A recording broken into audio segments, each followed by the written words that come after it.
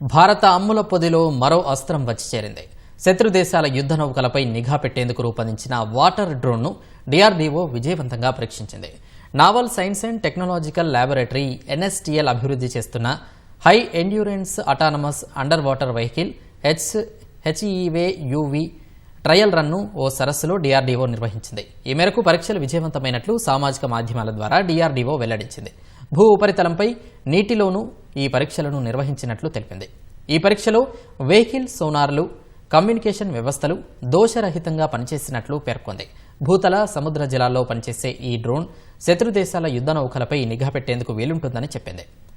దాదాపు 6 టన్నులు బరువు ఉండే ఈ వాటర్ డ్రోన్ 9.75 మీటర్ల పొడవు ఉంటుందని తెలిపింది.